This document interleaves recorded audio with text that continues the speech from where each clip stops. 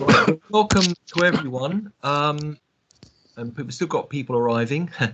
But anyway, warm welcome to everyone who's just arrived for this AAD sessions this evening or early evening. This session is actually hosted by London Met Centre for Urban and Built Ecologies, CUBE. And we have two presentations, one by Professor Tony Fretton, the other one by Dr. Irina Davidovici. And these presentations are going to discuss aspects of architecture as experienced, as photographed, and as verbalized through an investigation of buildings, through study of architecture in very different contexts. Just to give you a little bit of background to formally introduce the speakers. Professor Tony Fretton is an internationally recognized architect, having run his practice, Tony Fretton Architects in London, since 1982, is especially recognized for his sensitive and elegantly residential and public gallery buildings. He's received many awards. He currently teaches postgraduate architecture at the School of Art, Architecture and Design at London Met, and has been the leader of the Unit 2 at the school of the MR program since 2013. From 1999 to 2013, Professor Fretton held the chair of architecture and interiors at TU Delft. In addition to his prolific profile as a practitioner, Professor Fretton has also delivered numerous public lectures on aspects of modern contemporary architecture and has written and published some very substantial and very interesting works, including reflections of his own work. Recently, AEIOU, essays, articles, essays, interviews, and outtakes by Tony Fretton, 2017, and Tony Fretton, Architects, Buildings and Their Territories, 2013. Dr. Irina Davidovici is Senior Lecturer and Researcher at the GTA Institute, that's ETH Zurich, where she leads the doctoral program in History and Theory of Architecture, as well as being guest professor at the École Polytechnique Fédérale de Lausanne in Switzerland. Dr. Davidovici is the author of Forms and of Practice, German-Swiss Architecture 1980-2000, which was published in 2012 and more recently 2018. And he's also editor of the Colquinerie, Alan Colquhoun, From Bricolage to Myth, 2015. In 2020, she obtained a habilitation at the ETH with the thesis Collective Grounds, Housing Estates in the European City, 1865 to 1934. Her research straddles urban design studies, commons theory, architectural history, and criticism. Just a bit of background context to the theme this evening of the lectures. Examining the relationships between architecture and language has a long history dating back to studies of the Renaissance, where analogies were made between forms of grammar and rhetoric in speech, the design of buildings as receptacles of human exchange, and expressive forms of political, religious, and civic communication. More recent debates of these relationships have drawn upon theories of semiotics and post-structuralism, which have tended to prioritize architecture as a form of writing, or more specifically, linguistic semiotic scaffold, whose manifest sense overshadows any material or experiential qualities of buildings. In the two presentations this evening, by a practitioner and an academic, of course, Professor Fretton is also a noted academic as well as a practitioner, these contested relationships between language and architecture are given new insight. Just to summarize briefly, Professor Fretton's presentation draws a clear distinction between how architectural writers use and understand words compared to architectural practitioners. And Professor Fretton refers to, in his abstract, his outline, Adrian Forty's recent book on words and buildings. Hence, the material world serves as his natural habitat for thinking about the relationships between language and architecture, for which he examines the configurations of buildings in this lecture of Tavora and Caesar. And in the sense where people intuitively understand the communicative spaces they occupy, without necessarily theorizing agendas or abstract concepts. In Dr. Davidovici's paper, she takes the work of a conceptual artist, Joseph Kossuth, as a point of reference to discussing the tensions between architecture as experienced, as photographed, and as verbalized. The study examines these relationships in the context of the work of young Swiss practices. So it's over to you, Tony Fretton. Thanks very much. It's a pleasure to be here with you, Irina. We haven't seen each other for too long. So the two pieces that I'll write are, which I've written, and the first is the opening paragraphs of an essay I wrote called A Response to Words and Buildings in the book 40 Ways to Think About Architecture, which was an honorary book on the retirement of Adrian Forty. And the second one is an essay I'm just finished on Tavera and Caesar. So the first, in response to words and buildings, starts: the origins of this article lie in my polite refusal to give a short exposition on the subject of the wall to MA students in Adrian Forty's program at the Bartlett. I did not think I could speak abstractly about something that for me was experiential. This, and subsequently reading Words and Buildings, made me keenly aware of how different the writers and designers use words and concepts and arguments. For architectural writers, words, concepts and arguments need to be precise to bear scrutiny on the page or in a lecture. For designers, they need to be slack to allow conflicting practical and material factors to be fitted together with issues of power, ideology, ethics, cultural norms, and the designer's own architectural formation, and to allow the project to be presented to a client in understandable terms. Design thinking is associative, and its arguments operate between reason and rhetoric. Ultimately, it is just a means to an end, which is the production of buildings. I'm not being diffident when writing this. I believe in design. It's a very great form of verbal and non-verbal knowledge, and a state of being from which to produce things in the material world, which is design's natural habitat, that are culturally innovative and other people can use and enjoy. Equally, I believe in architectural writing, particularly that of Adrian Forty, Helen Colquhoun, and Robin Evans, writers with careful, well-founded styles of thought, who feel ideas very keenly while acknowledging their hypothetical nature, and who above all are conscious that writing should have a productive relationship with design. But that relationship is not straightforward. Architectural writing cannot provide the means to make buildings, and design thought is often inchoate. Designers have to absorb what occurs in writing into the processes I have described.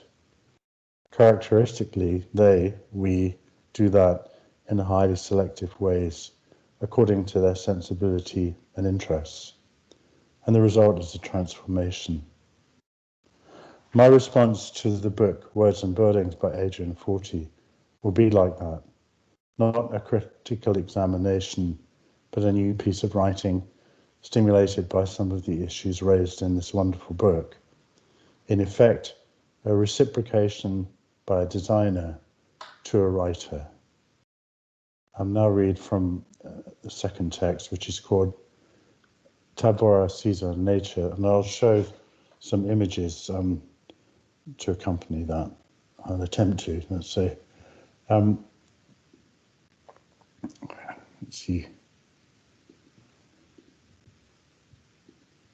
Am I on screen, by the way, everybody? Nicholas, can you see my presentation? Yeah, we can see it. Good. Yeah. Okay, good. There's no problem. Smashing. Okay.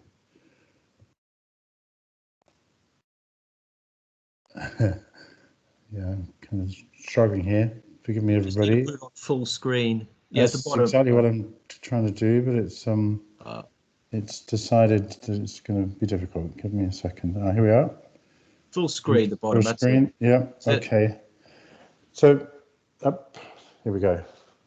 The essay Tavora, Caesar, and Nature, which will be published in the ETH, the journal called Landscape, issued by the Landscape Department of ETH.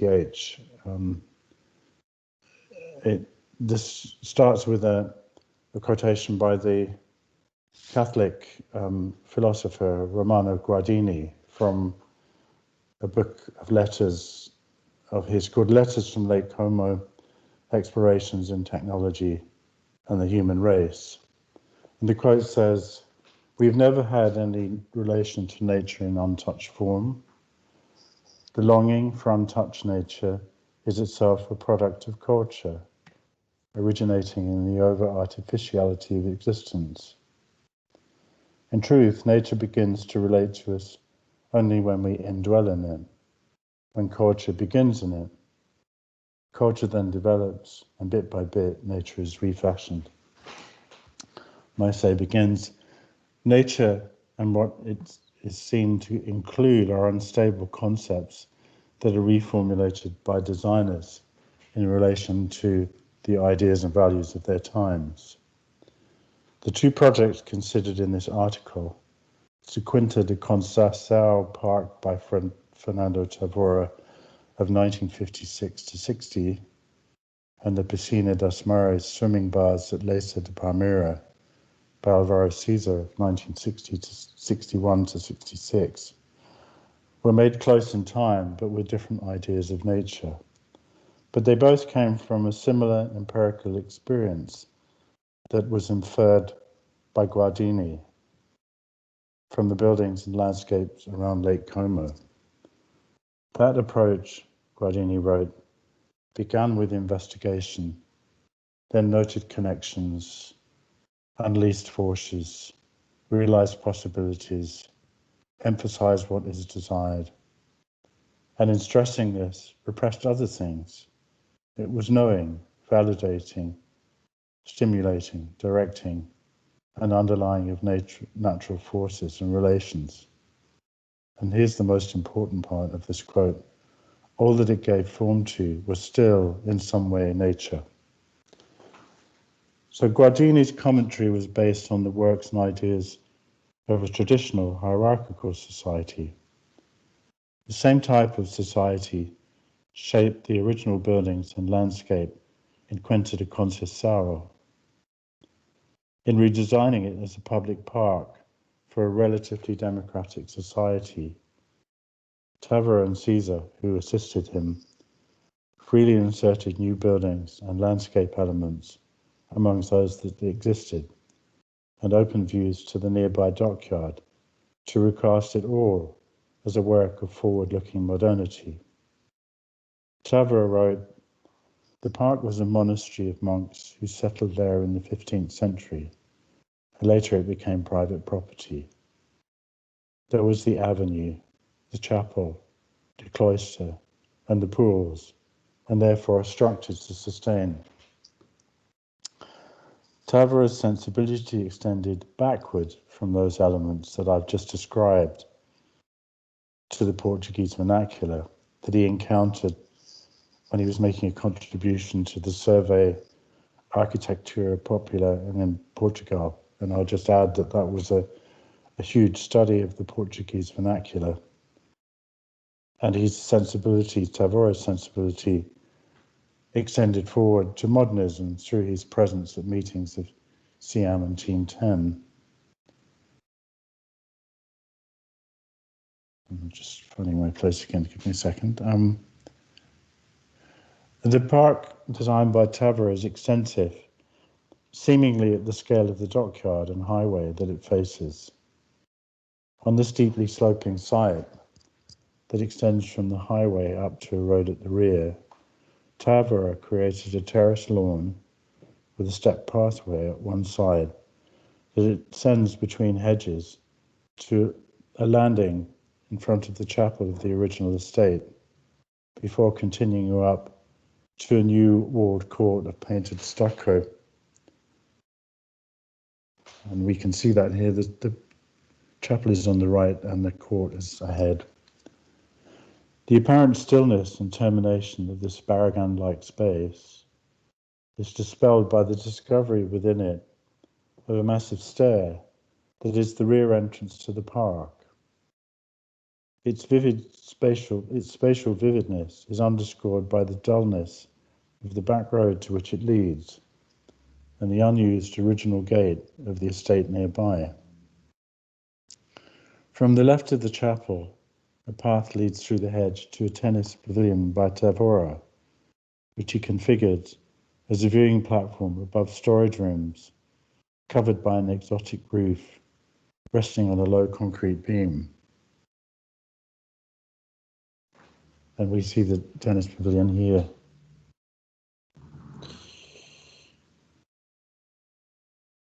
No, I'm lost. Give me a second.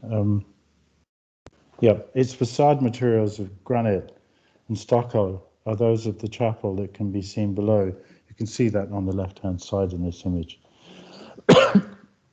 And the lines of white marble in the terracotta floor resemble the markings in the tennis courts below. This tiny, refined building looks out to an unscreened view of the architecturally unconsidered dockyard across the park. Moments such as these could be just coincidences, by which I mean these visual rhymings and views of industry. They could be just coincidences, except that visual rhymes and frank acceptance of industrial buildings that lie in the locale appear repeatedly in the work of Tavora and Caesar, and they are essential, if unconscious, aspects of their architecture. At the back of the park, among trees, the blank enclosing walls come into view of the swimming pool designed by Caesar in the location of one of the pools mentioned by Tavora. Inside them, the pool is set into a raised terrace, which is surrounded by walls of different heights that frame views of the sky and the park below. The walls, trees, and figures of the pool and its footbath are a studied composition of abstract and natural forms of use and appearance. Looking back across the pool, the enclosing walls are found to be buildings with red-tiled roofs that are partially buried in the land, like traditional Porto houses. With exceptional skill, Tavora and Caesar brought together new abstract constructions and buildings, new buildings that follow vernacular traditions, historical buildings and landscape elements, and views of the industrial landscape, sometimes through formal composition, as I have described, and at others through sequencing, associations, and contrasts. Most striking is their treatment of the trees and plants in this project, which remain dignified, unknowable, and untouched in their interior being. To move now to the pool by Caesar. The condition for Caesar's projects in the Piscina dos Mares swimming pool at Glacier de Primera of 1961 to 66 were very different. The beach on which it is located contained no traces of previous occupation, and the program was for a new and unconditionally public facility. Of his architecture in this period, Caesar said, "In the initial work, I began studying the site in order to classify it, but now I take everything into consideration, since what I am interested in is reality. Everything there is important, and nothing should be left out. It is not a question of making relationships out of the real conditions, but out of space and materials. Such relationships have to be established. The project and that which surrounds it, as well as the different parts within the project itself.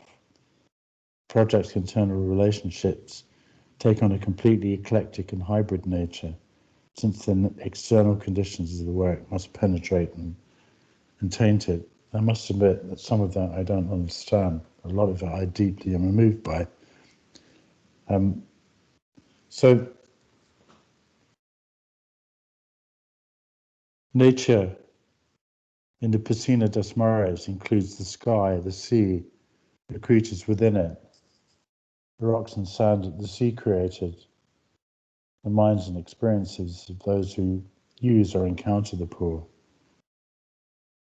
and the nearby industrial works that shape their lives.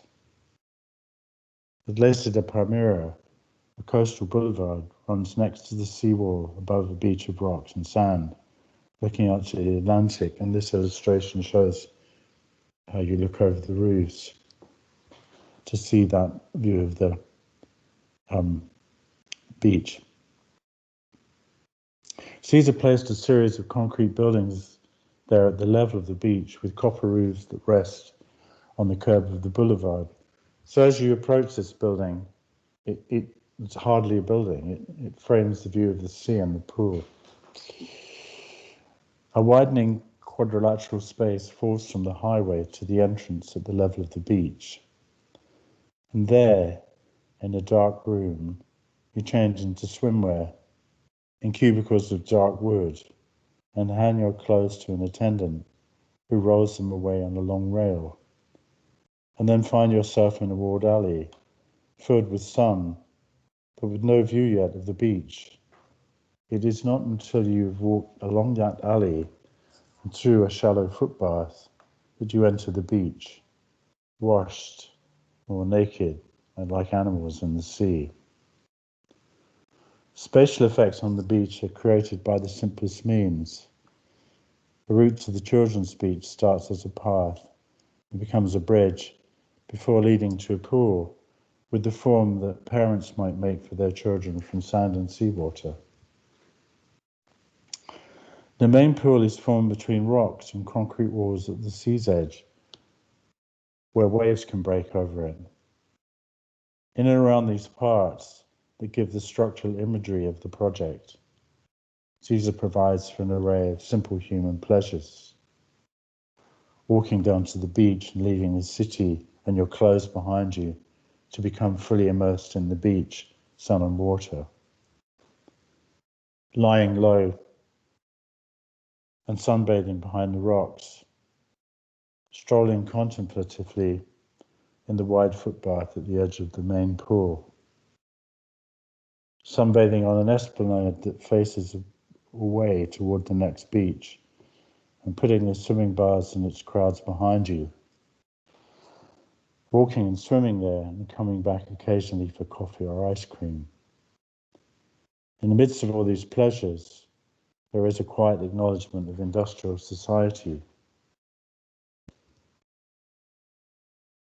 The walls that contain the main pool are of the same material and apparent size as the commercial shipping jetty seen across the bay, including it in the scheme as a human artifact within nature. And that's the jetty, and that's the swimming pool. I've discussed Quinta de Conceição and the Piscina dos Mares through their physical being and the observable experiences of people using them to show that significant architecture can be made just from these means, but also to show that design and its way of working with physical matter, social values and shared knowledge can be included in architectural discourse. Quinta de Conceição and the Piscinas dos Mares are works of persistent value in the present time, when nature is being radically challenged by industry and consumerism. The durability of these projects is evident in their continuous use in the half-century since they were made. They persist by providing generous, collective enjoyment in the most basic and accessible form. The ideas of nature that lie in them are inclusive, consisting not only of nature and the life forms that constitute it, but human presence and consciousness and the artifacts of our society, which, if we are going to survive, must work within rather than against nature. Thank you.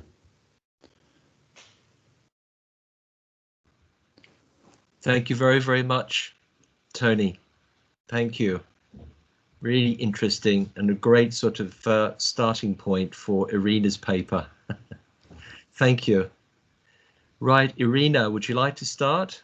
Certainly, thank you very much. Thank you. Thanks, Tony. Just see if I can share my screen.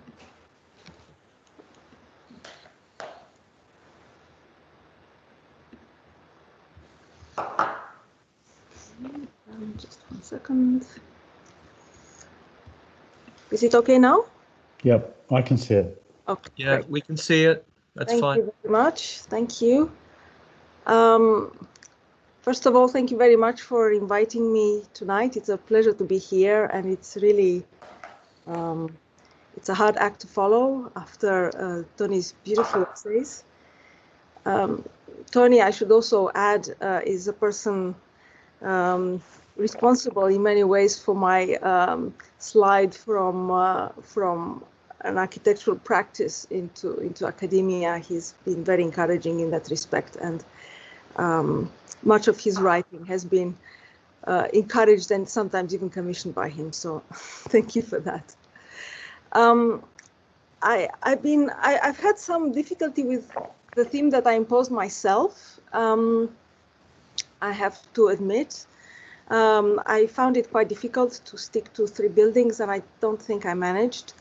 But in the end, I decided to discuss not necessarily the strict relationships between architecture and language, but more the idea of architecture as a discourse that transmits through generations, that works through references, that is sometimes conceptualized and iterated, sometimes more intuitively replicated. And this collection of ideas, with the exception of the first few slides, is indebted to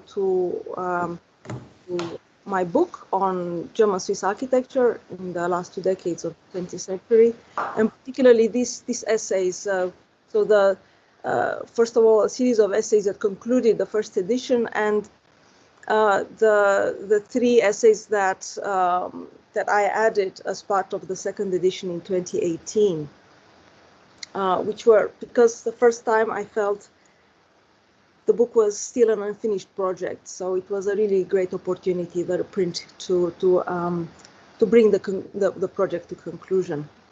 But before that, I'd like to refer to what gives the title of the lecture, which is this piece of hailed by many as a first piece of conceptual art, with the exception of Duchamp, of course, by Joseph Kossuth, 1 and 3 chairs of 1965. So it's certainly his first artwork in which he explores quite explicitly the relationship between words and objects, between language and meaning.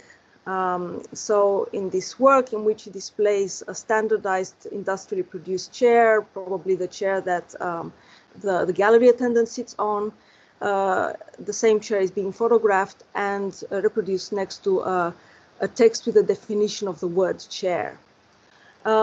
So this work certainly started a trend that favored this idea of the concept of the work that is more important than the physical object. And on the other hand, because the artwork is conceptual, the way it is being materialized can occur with variations. So, for example, the same installation at Centre Pompidou comes not only with a different chair, perhaps a more European one, but certainly with a change in the dictionary format of the word chair. So it becomes a translation from between English and French.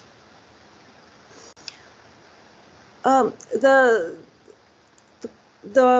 problematic perhaps of this work, or rather, I don't know if it's problematic, but where it becomes more complex or more interesting, is that this relation between spatial experience and reproduction is propagated.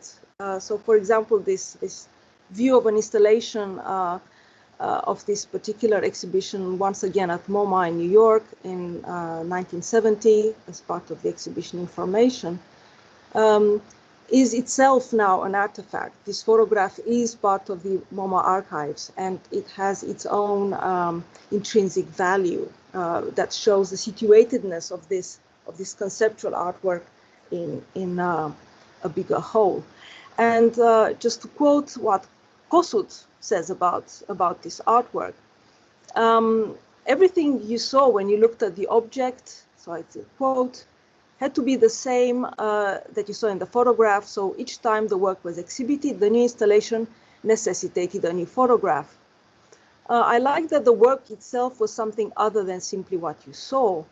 By changing the location, the object, the photograph, and still having it remain the same, work was very interesting.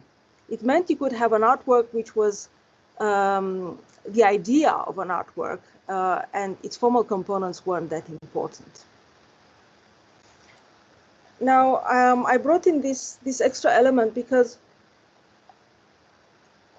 when we think about architecture, it's impossible to talk about architecture simply through its representations, and this is why I struggle so much in trying to put this this together. This is a project that I'm going to talk a little bit more about, the Riffraff Cinema and apartment block above it, designed by Miley Petter Architects in collaboration with Staffer and Hassler.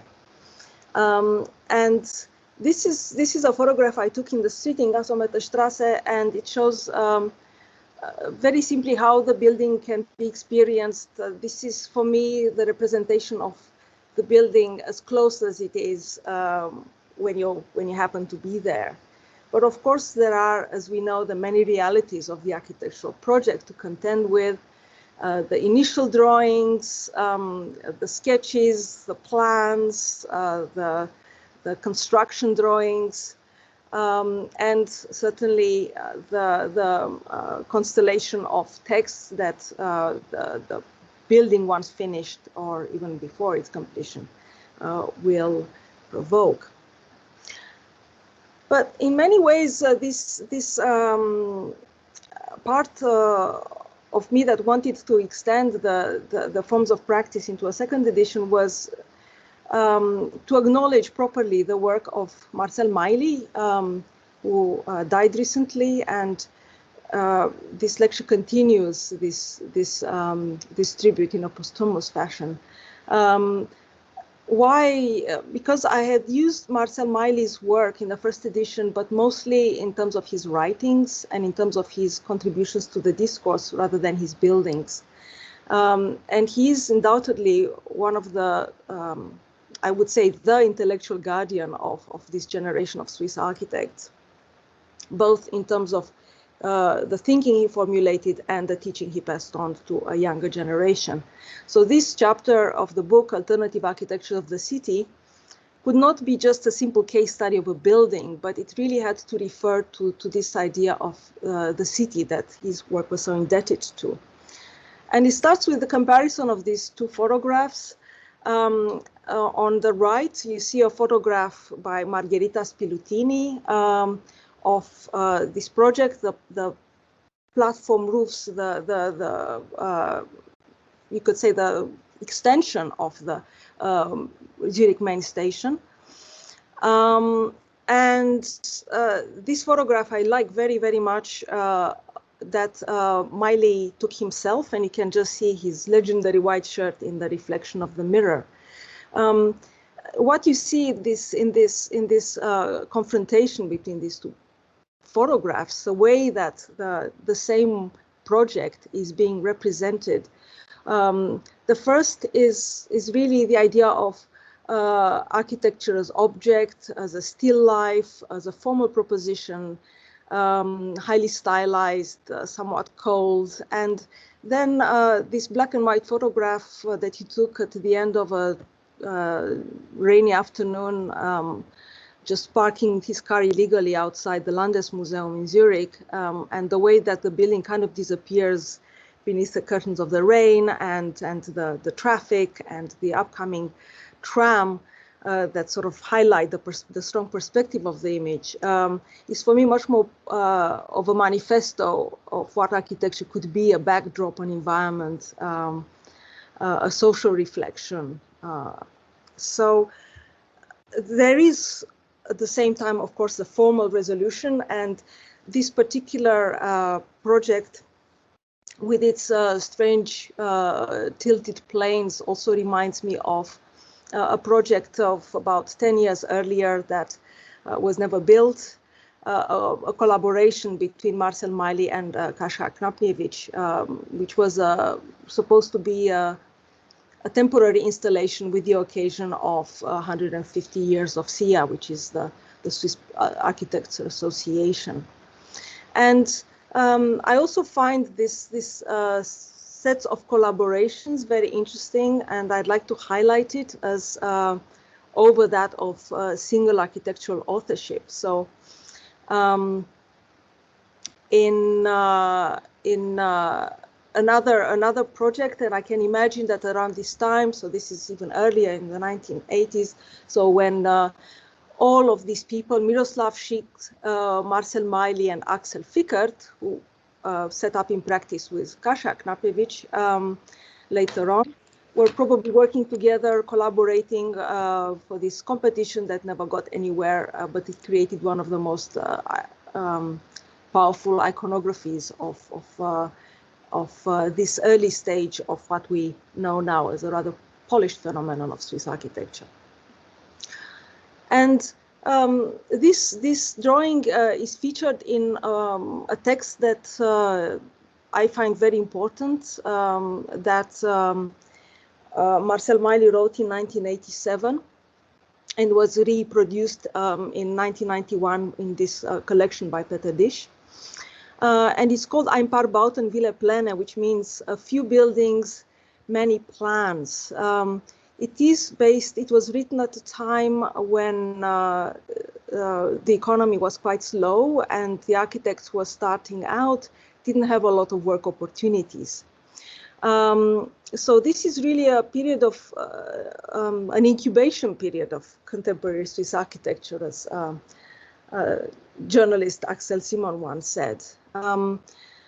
And he talks about in this text, he talks about a kind of design methodology that has both origins and it has further manifestations. So it is very much indebted to Aldo Rossi, who had taught at the school and who actually had been had taught both Marcel Miley and Miroslav Schick, and also Knapniewicz and Fickert.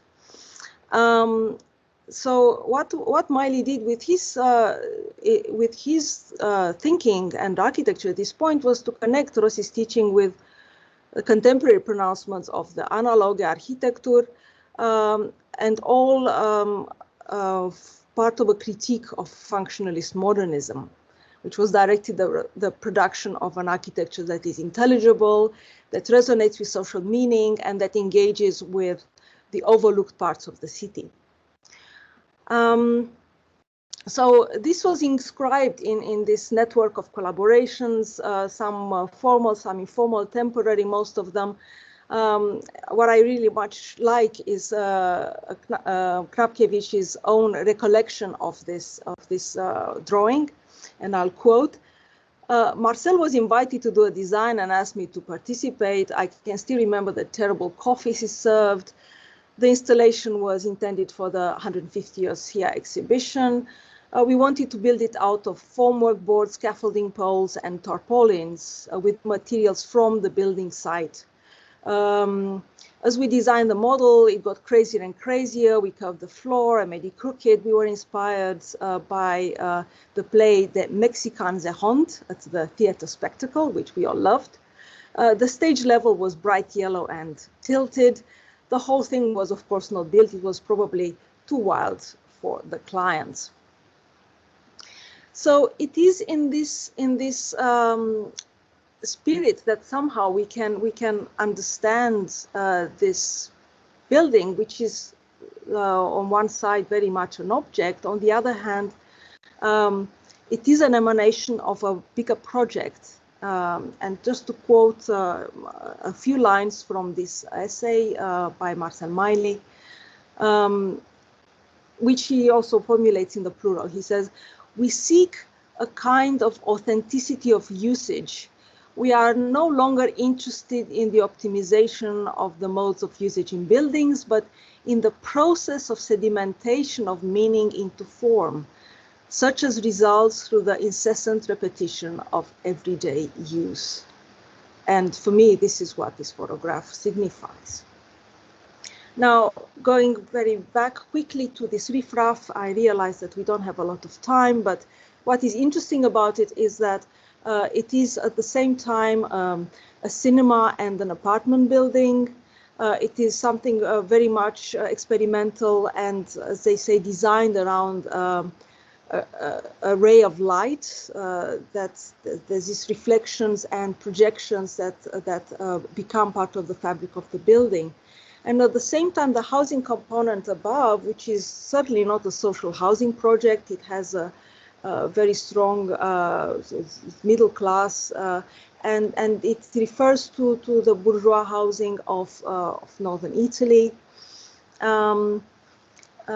Putting into practice the results of Miley's and his partners, Marcus Petter's research on middle class and bourgeois apartments in Milan that had been conducted, as well as Astrid Stauffer. So another one of the collaborators on this project had also studied this topic.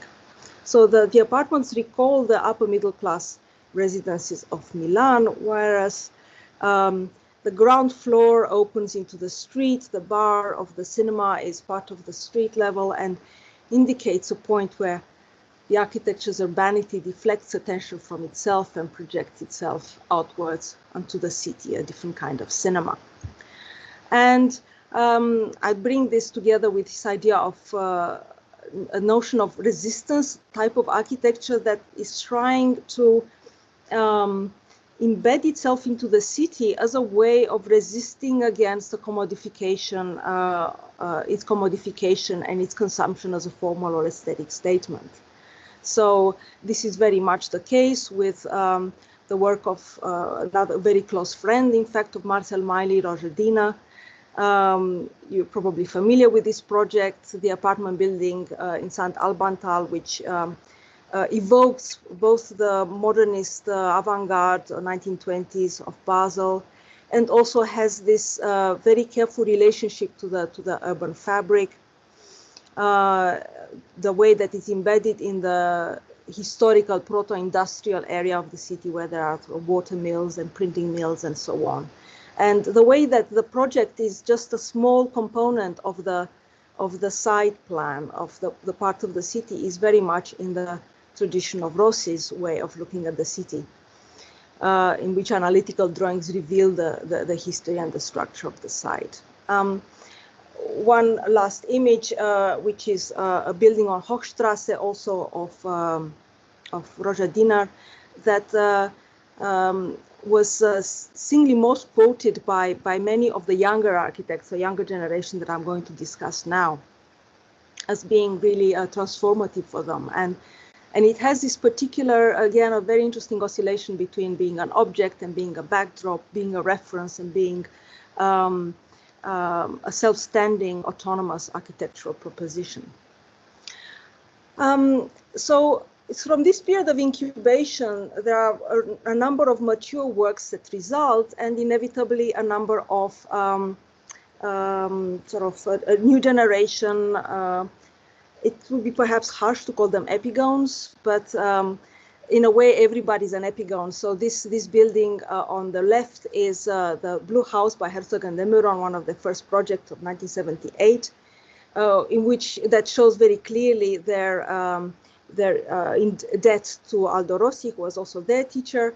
And then this idea of an architecture that represents in a more abstract or detached form the everyday architecture of Switzerland that is very much taken up in the work of Bert and the Platzes. Another feature of this Swiss model, if you want to look at it like that, is this idea of very simple forms that are folded in highly tactile surfaces. That surfaces also have their own evocative power. And then the rectangularity as a default position that needs to be somehow worked with and only towards. So, for example, you see these two buildings by Herzog and de Meuron, the same program. This is an early one of 1991. By the end of the 90s, they felt the need to go against the rectangularity and twist it. And then there's the idea of the abstract interior that starts first with museum interiors, such as the Kirchnermuseum by Gigon Guyer, and the La Conjunta gallery in Giornico by Peter Meckley. Then it kind of branches out into the public baths of Peter Zumthor, and then finally it even penetrates into the domestic realm in Christian Keretz's house in Zurich. The plans of this Swiss architecture are also very specific in the way they consider the relations between parts and whole, the space between buildings or the space between rooms, creating some kind of constellations. The problem is that this, if looked at just on superficial level as aesthetic statements, they can very easily become commodified and enter simply into a gallery of images that can have just pure commercial value. They're widely circulated, replicated, diluted, and they lose their relevance if they're not embedded in the sense of ideas and almost an ethical position that they purport. So right now, when you look at Swiss architecture, you get this kind of Pinterest boards. The monolithic construct of Swiss architecture, if there was such a thing ever, is absolutely no longer accessible. Contemporary projects are ever more detached from the local cultures, which were increasingly precarious. This synthetic language of formal restraint, of material senselessness and typological references has branched out into a much abundant build production. And this is the topic of my last section of my presentation. I'm going to go through it as quickly as I can, that of reiterations, which really asks the question of what is left when there is such a wide, such a strong statement that is so embedded in the city and in meaning. How can you sort of try to approximate a kind of novelty? And one way that is thought is this project by Christian Gantenbein in Basel. It's called Wohnwerk, which combines an urban residential building with workshops. And it's a typological interpretation that is Rossian ultimately. And its image of urban anonymity is extrapolated from the writings of Robert Venturi and Denise Scott Brown. It is conceptually close to the ordinariness that earlier Swiss architecture was trying to project. But what happens increasingly, as you can see in this sort of copy, if you want, of the materiality of the St. Benedict Chapel by Zumthor, and this is just a workshop somewhere in the canton of Zurich that uses the same materiality. It's kind of trying to take some of the top the devices of the earlier Swiss architecture, but somehow it doesn't have the same. It certainly doesn't have the same intellectual intensity and value. One way of this dilemma for this intermediate generation has been to expand the referential field of architecture beyond sometimes beyond local Swiss quotation, like you can see here in the work of Pascal Flammer, that is strongly referential of more Japanese architecture. At the same time, both Pascal Flammer and Nikisch and Walder, who designed this Refugio Liebtgas in Flims, were all students of Olgiati, and they replicate in many ways the thinking and the formal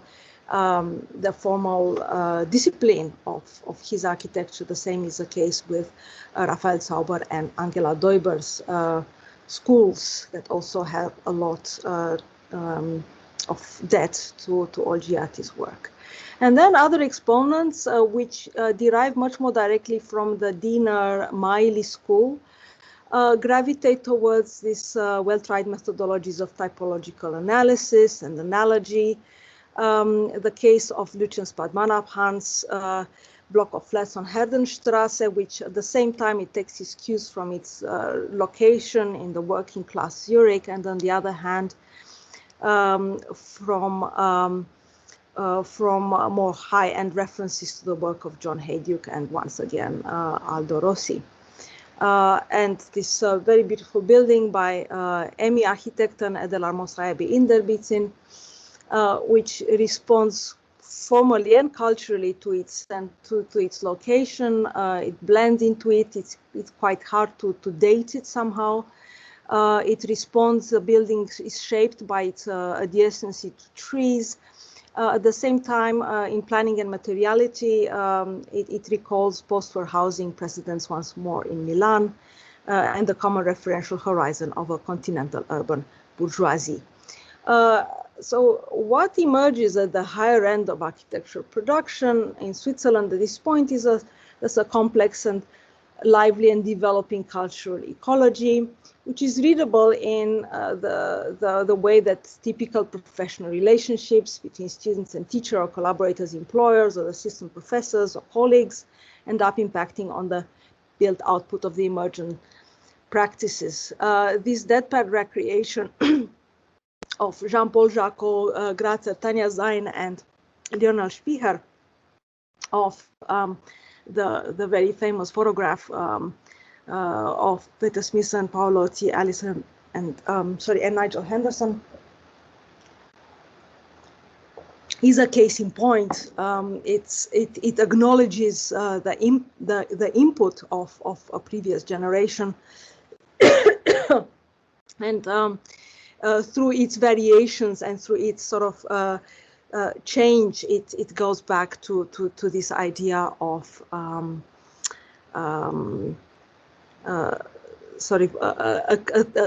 conceptual preserve that changes with its location. And I'm going to finish here because I'm running heavily over time. So thank you. Thank you very, very much, Irina. Interesting, exquisite, really interesting. I mean, the combination of both lectures actually provokes a lot of thinking. I've got a question just to kick off discussion debate. I'm interested in this issue of transmission because I think particularly in the Irina's case, but we can see, of course, looking at Maili, Tavora, and of course Caesar, we can see very clear demonstration of a recognition of the architect as transmitter or the building as a kind of manifestation of transmission of ideas, of a tradition, if you like, and I use the word tradition in the broader sense here. And in a way, going back to I think Tony's point about this issue of language as needing to be slack in the context of the practitioner, putting that alongside Irina's point about architecture deflecting its own self-importance and presenting itself as part of the larger city. And in a sense, it's exactly what Tavora and Caesar are also doing in their works, because there is a sense of deflection, you know, that actually what you're looking at is not the building as a kind of object. It's not narcissistic by any stretch of the imagination, but actually it's its setting, it's its relationship to the horizon, to the larger kind of context, to the historicity, if you like, of the landscape and ultimately of nature. And what interests me here in the relationship that you've articulated or revealed is, I guess, going back to this question of language, or broadly this idea of words, the communicative dimension of architecture. There is a kind of obligation, I think you're right, Tony, with academics to present their ideas with a certain level of precision and rigor, and evidencing the argument. You know, we all have to do it. And of course, that's quite an alien idea in many respects to the context of the practitioner, where the language actually has to be, and I use the word language, of course, in the loosest sense, the communicative sphere of ideas and thoughts and exchange needs to be sufficiently open-ended in order to facilitate creative thinking. And to what extent that creative thinking is maybe hindered to some extent, slightly compromised, when it is written up, when it is recorded and interpreted. To what extent does an architect look at the work that's being written about him or her and say, that's not what I intended, or that's not actually how I see the work? So do you identify a kind of a conflict here actually between the work of the practitioner and the work of the academic? I mean, for you, Irina, because you're so immersed in the world of practice in Switzerland, dealing with the legacy of works like Miley right up into the contemporary world of Swiss architecture, and the fact that you're writing about it, is there a tension there between writing in terms of the academic writing, interpreting the work, and the practitioner actually reflecting on what's being written? Thank you. Fantastic observations. I've been taking notes. I would say there is a set of tensions. First of all, you say that I'm immersed in practice, but from a practitioner's point of view, I'm very much an academic. And they would view me with suspicion if I dared to kind of point a finger towards teaching in studio, because there's such a strong tradition of, this certain type of professional knowledge being passed on by practitioners, which is absolutely fine. On the other hand, I also find that there is a certain, and I recognize very much what Tony was saying this, Miley was one of the most articulate people I ever spoke with in among Swiss architects. He could formulate, ideas beautifully as if he was reading them from a page. And I find that this intellectual precision somehow could have come in the way of his practice. Yeah. Because he didn't allow perhaps enough, he was so interested, I wouldn't say in concepts, this is other practices, particularly Giatti and so on, but in his case, he was so interested in analogy and this embeddedness in the city. Sometimes it works very well, but certainly when it comes to him giving a materiality and the form, him and his collaborators to the project, there is a certain lack of flexibility, of finesse that somehow is felt. I wouldn't refer to them in these terms, but Martin Steinman was talking about another set of practitioners saying they were far too intellectual and far too intelligent to be great designers. And I think what he meant was exactly that sometimes words create too rigid a scale values, and then the form needs to flow from somewhere deeper. It's nothing to do with intellect, of course, but it's this allowing the intuition to work, allowing nature, allowing life, and these are the observations that Tony so beautifully identified in the work of Tavora and Caesar. So I think that actually these 2 points are really complementary. So Irina, would you mind just unsharing your screen? Sorry, just to Oh, I'm So we sorry. can, no problem. Just so that we get more Yeah. faces on the screen. That's right. I Thank you. wasn't aware. Thank you very much. Yeah, sorry, Tony. Well, two things. You asked a question whether I'd written, I'd read descriptions of my work that I thought were not accurate. I mean, very occasionally, but the essays that, and there have not been many, the essays that I've written about my work by Mark Cousins, for example, William Mann, Paul Vermeer, all of them have shown me aspects of the work that I've done that I didn't see myself. So my view of, I mean, what I wrote or what I read might suggest that I'm hostile to writing on architecture, but I'm not. I see architecture as a fabric of different interests which fit together somehow. You know, my view of how reality is made in politics and architecture is that things are jammed together and made to look reasonable. You know, that's and you learn a huge amount from theoretical writers because they have looked at architecture and thought about architecture in ways that, as a designer, you simply don't have access to. You need lots of people to make architecture. You not only need the designer, but you need clients, writers, the public liking or disliking it. So it's one of the characteristics of architecture that's so pleasing is that it's so there's so many people involved in it. And there's a line from a W.H.R. Auden poem. It's not really relevant to this conversation, but I'm going to say it anyway, which is that he said, I don't know much about architecture, but to me, all architecture from the Acropolis to the Albert Museum is made by the same very old man. And like the anonymity that architecture has, I find fascinating in the way that the author of the building isn't there. The building has to be apprehended by people just as it is, and that's the area within which I work in what materials can say and through their associations, but not just as a attempted communication, although that's important because you're building buildings for people that don't exist yet, which is a kind of interesting thought. How can they be understood?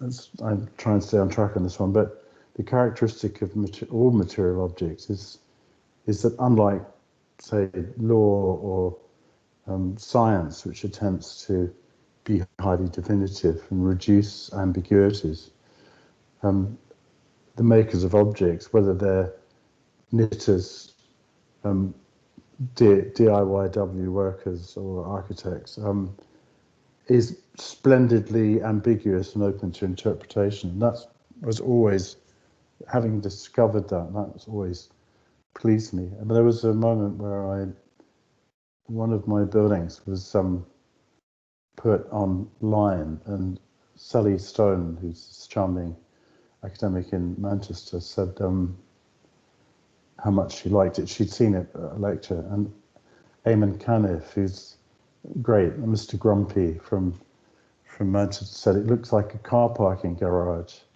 And there was a huge kerfuffle, you know, that people said, how dare you say that? And I said, no, wait a second. I can't say that buildings are open to interpretation, then dismiss the interpretation. In some ways, it does look like a parking garage. So in a way, you're in this rather interesting position where you make objects that will be construed differently by other people. And it's a sort of magic in a way that you can't quite explain. And largely, you do it by being observant. And I've said this often, you see things as a designer, but you notice things, and it's in the noticing where you capture things. And Caesar's excellent at that. The associative qualities that I see in his and Tavra's work it seems to me, come from that, just their sensibility. And I'm sure they would probably reject a lot of what I wrote about them. In fact, I wrote an essay similarly in the AMAG on Caesar. Caesar's very charming. Never said a word about it, so I imagine he hated it. So as an architect, you have to be prepared to, for there to be a variety of responses to what you do, and yet to do it in good heart and with hope. So it's a very curious business emotionally. You have to hope that things will be good and hope that people will like them and be able to contend with the moment where people say, I hate your work. So it's exercise on the one hand of powerful egotism, and on the other hand, modesty. Great, thank you. Right, have we got any questions? I'll pass it on to the floor for anybody who'd like to ask a question. Anybody? They're flawed. They seem to be, don't they? Maybe All right, they'll meet Matthew. you. Hi. Yeah, thank you so much. It's great, a great session. I knew this would be a great session, and it's great to see you, Irina, after a long period. I think that this question about the way that architecture makes itself felt and makes itself evident has always been controversial, obviously, and there's a really long history of thinking about this, which I think often goes to the tension between architecture as the being of architecture can only be understood as through the architecture itself, through either being there or through the manifestation of the architecture in and of itself, and so cannot be, as it were, reduced to words. Whether it's through Le Corbusier's L'espace indicible or other claims. But by the same token, I think that there is an absolute precision and accuracy to architecture and to its discussion and communication, especially among architects, that we sometimes skate over. So to an extent, I want to take issue with this idea of the need for architecture to be slack. In a way, I think, or architecture in its own terms, or in its own terms, needing to be less precise in some ways than language. Even some of the conversations I've had with colleagues at London Met in crits or hovering over a set of drawings in a review panel, the weight of a line, the extent to which a proportion may be slightly different. Colleagues such as Tony, the way that a sketch, which might be a loose sketch, is instead incredibly accurate and cannot be captured by words, but cannot also be imitated because the line would be slightly different. So I think this tension between accuracy and something that is actually germane to the language of architecture, but very different from the accuracy that we look for in words, certainly in terms of the scholarly use of words. That's kind of my question. What do we mean by this accuracy, and doesn't architectural representation, whether in the architecture itself or in things like drawings, have a different kind of precision and accuracy? Ooh, that's a tough one. I don't know the answer. I don't know the answer to that. I can't really answer that. I think the theoreticians in the room have to step up here, Well, I really think this is a question for the practitioners rather than the theoreticians. Take the ball back. Okay, shall I try it? Well, just Yes, Matt, please. can you just rephrase the question? I'll see if I can get at it. So what I was getting at really is I was digging a little bit about the idea that architecture somehow is less precise or something less accurate than language. I think that there is a real precision and accuracy in architectural representation, certainly in drawings, and also very much in the way buildings are made. That is, for architects and for expert practitioners, more accurate than words can ever be. I think architecture's less accurate in words. I think that's the point I made, that when speaking about architecture or writing about it, architects are, and the words that architects use are imprecise and inferential. And that, in fact, that was the core of Adrian Forty's book, Words and Buildings, which was that how words are used by architects very emotively, but you can't pin them down. You can't say with accuracy. I mean, Adrian's point is that words like seculation come from two different sciences, and the practitioners don't choose to disambiguate them. So, but I think, and you're right, Matthew, you're right in the accuracy in the practice, the things we do, the drawings we make, and the perceptions we have. You actually can't do it unless you have an extremely clear vision of what you want, because you're often surrounded by people who don't have the same skills as you, and you have to say, I think it's going to be like this, and you have to persuade them. And that's the form of accuracy.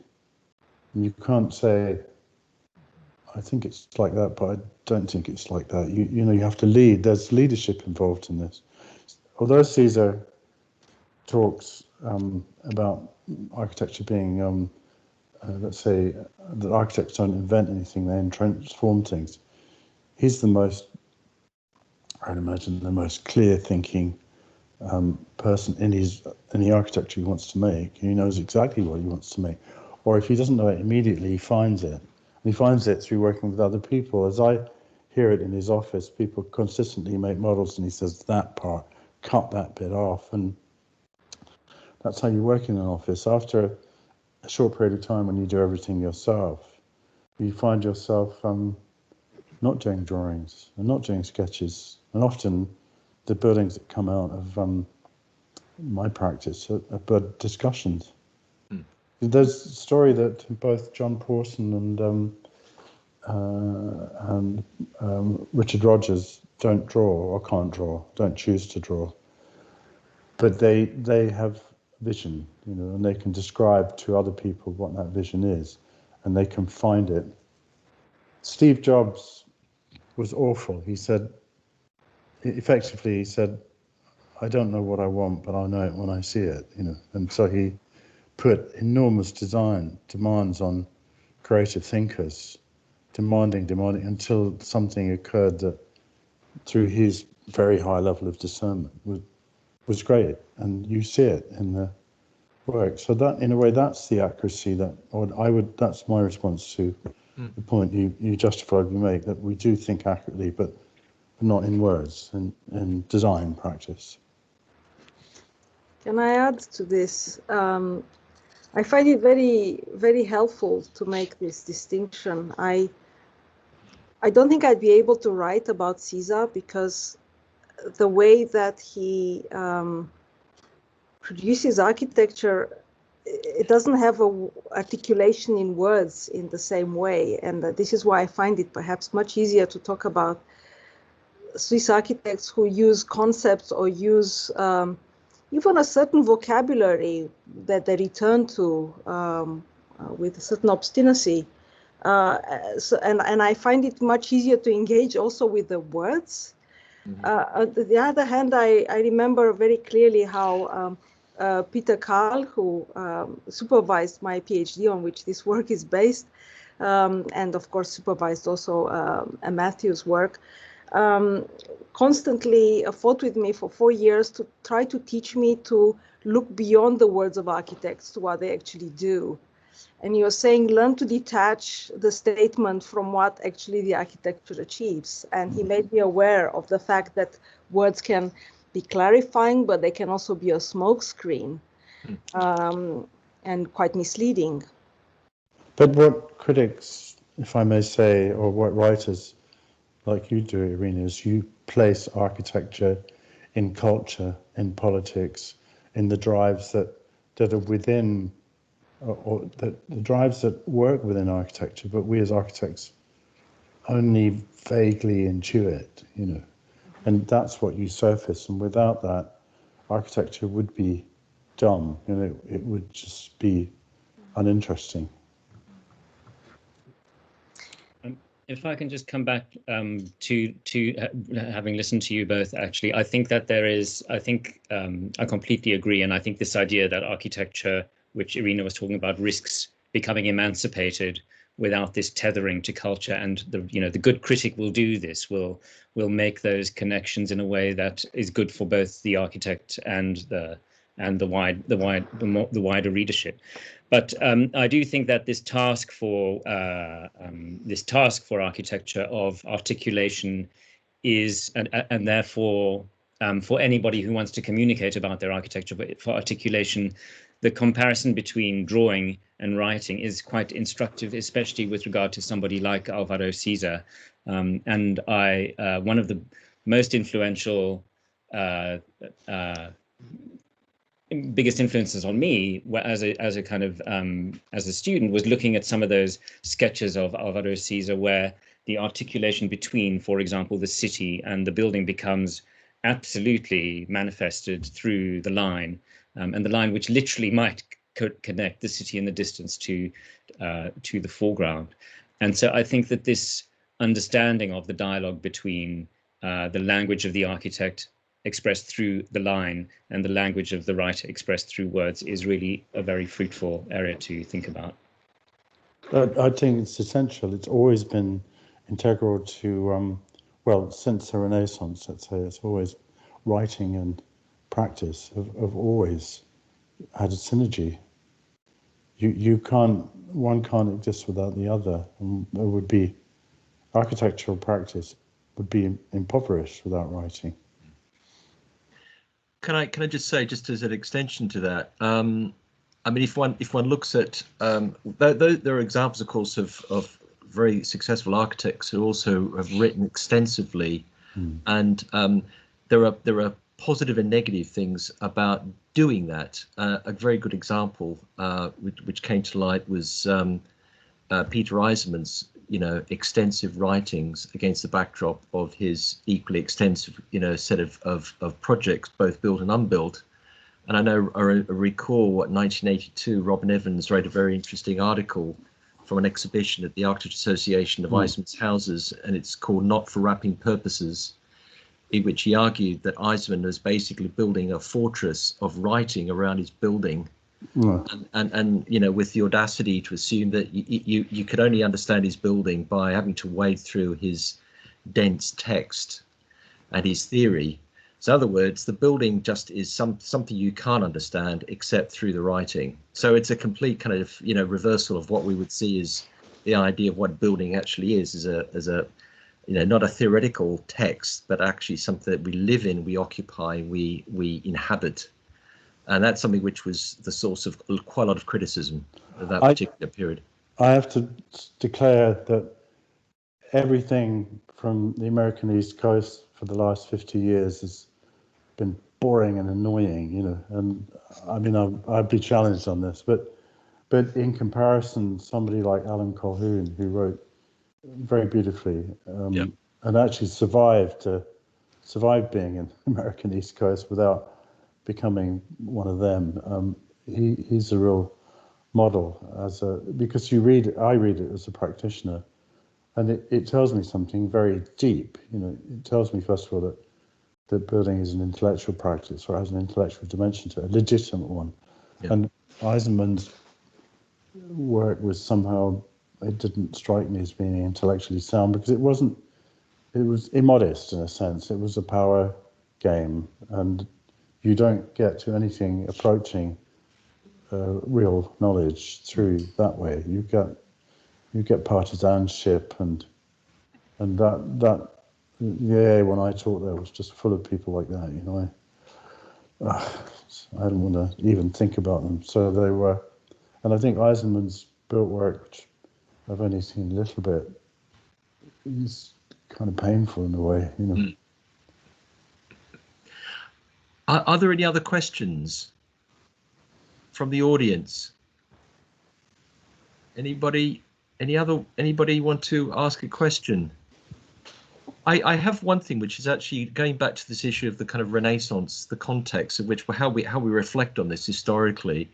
I mean, it's interesting that when you look at Leon Battista Alberti's his reception or his understanding of Vitruvius. I mean, he complained that Vitruvius, who was basically just a practitioner who dared to write, was basically incoherent, and that his text actually didn't understand much of that treatise. He complained that Vitruvius basically was just inventing a language because he didn't have a language that he could use adequately to express himself as an architect. Mm-hmm. But what is interesting is that Alberti, of course, wasn't an architect. He was a man of letters.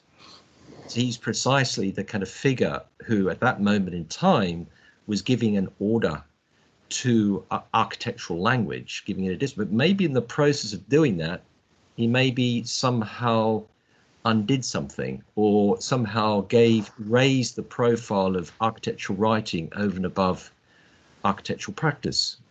And it's an interesting question, because it's the consequences, what follows after Alberti, in terms of theorizing of architecture, and whether much of that theorizing is a positive contribution to practice, or whether we get this separation between practice and theory, which perhaps one could say maybe, it was initiated by Alberti himself. I mean, that's a provocation, but one that is an interesting question. Could I respond to that? I think what happens in architecture, and Vitruvius is a very strong example, is that there are certain operable tropes, to use a horrible word, operable things are developed, and not necessarily developed by high intellectual endeavor. They turn out to be very, very long-standing operable means, and Vitruvius, for example, introduced the idea of appropriateness in architecture. If you design a palace that looks like a factory, you're in deep trouble. Even now. So it's Vitruvius was fantastically influential, and Warhol was fascinated by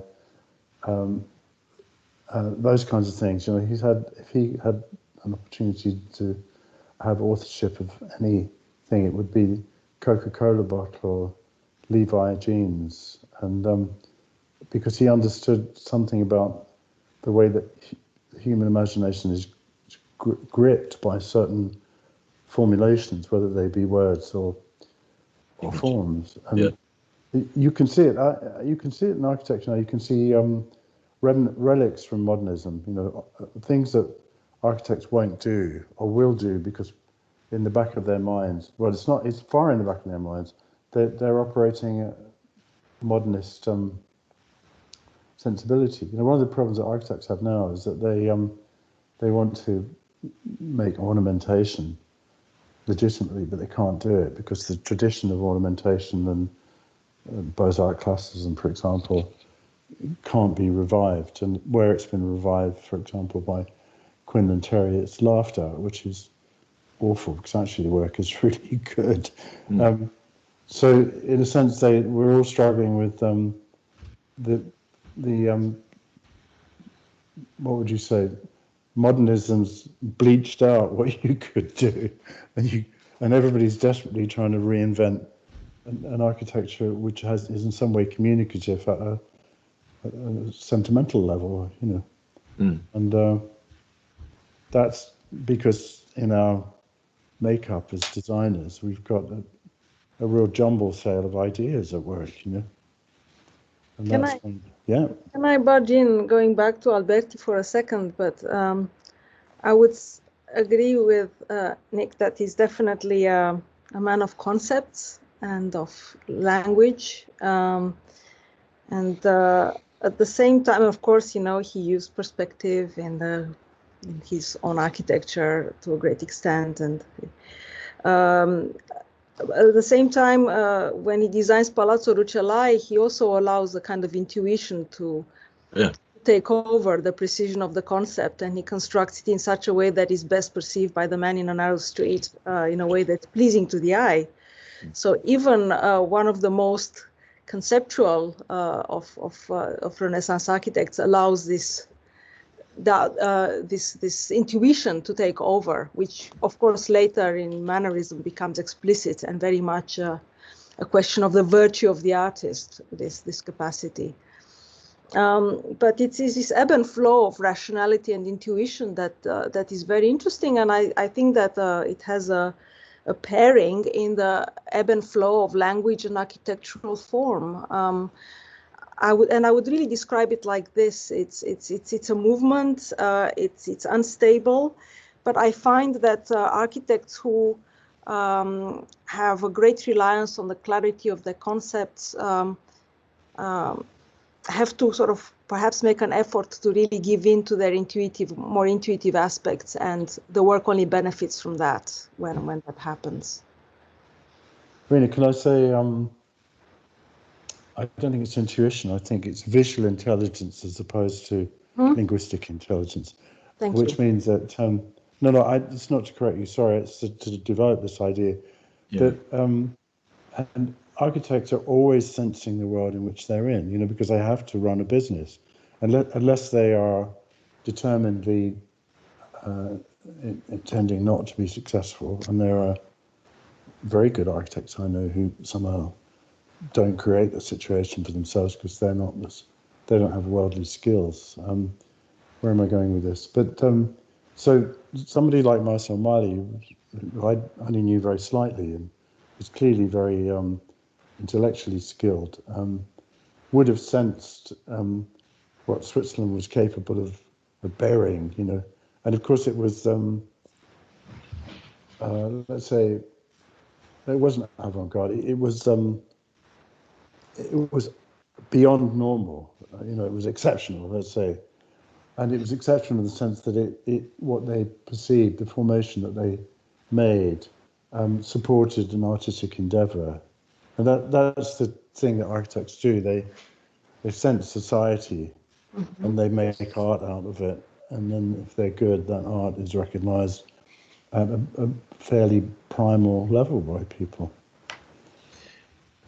Do you think, the comment you just said, visual intelligence, this question of interpretation, what does that mean?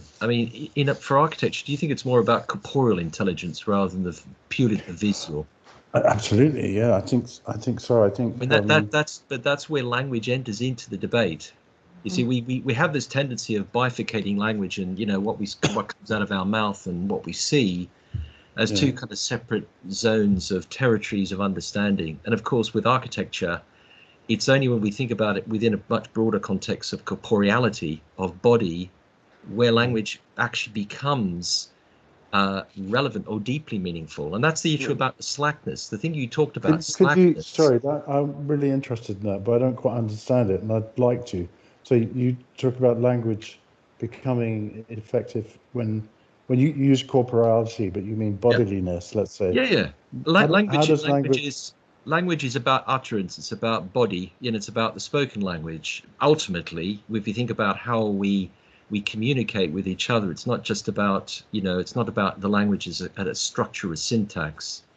It's about the communication through our bodies, through our gestures, through tacit understanding, and that's where intuition. So this is the problem. I think when we talk about visual intelligence, I think that's where the problem lies. It's a kind of narrowing. It's a kind of narrowing of one's kind of perceptual field of what architectural communication actually means. And that's why I like the idea, in a sense, that we talk slackness of language, because actually it is inextricably part of this kind of broader sense of understanding, something we've completely forgotten, I think, as architects. Could I recast that and say visual and experiential intelligence? Yeah. Okay. I'm completely with you on what you're saying. It's never purely visual. That's a component. Well, a lot of architecture is visual, and that's one of the issues that we have right now, which I picked up from Irina's discussion of this present generation of Swiss architects who are wondering what they can do in the kind of the burnt forest of, and so where am I going with this? Now I've completely lost my sense of direction, sorry. So I'll step back and hope it comes to me. Sorry, Matthew.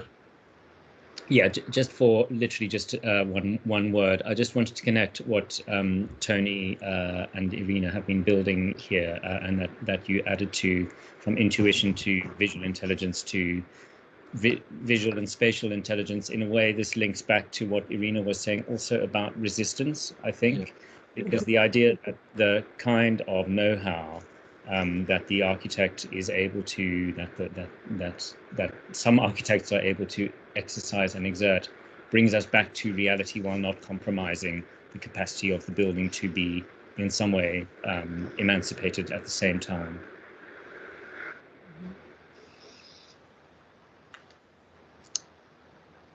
Are there any other questions? We're actually talking amongst ourselves here, sorry.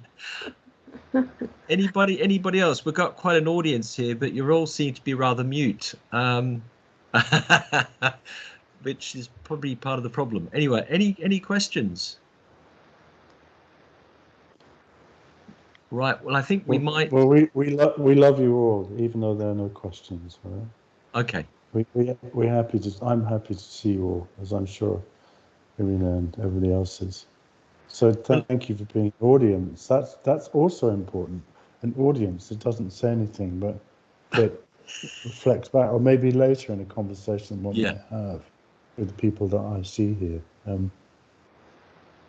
Just being an audience, just listening. I've had to learn that the hard way. Just listening is really interesting. Yeah, absolutely. One learns a lot by just listening. Anyway, I just want to thank Professor Tony Fretton and Dr. Irina Davidovici for really exquisite presentations, which have provoked an awful lot of thinking, and certainly in me and with the audience, no doubt. So thank you very much.